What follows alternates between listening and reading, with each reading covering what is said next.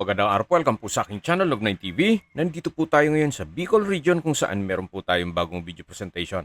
Isang retirement home dito sa Ginubatan, Albay.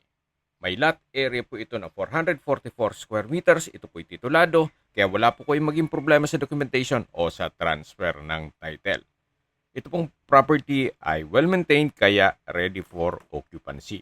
May access na rin po dito ng tubig, kuryente at internet provider. Napakatahimik po ng lugar, sariwa ang hangin at malamig po ang klima.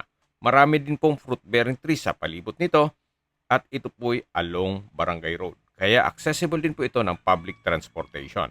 Ang full video po ay mapapanood nyo sa aking YouTube channel na Nov9 TV Official. Binebenta po ito ni owner sa halagang 4.8 million pesos. Kung may mga katanungan po kayo, tawag lang po kayo sa aking numero. Maraming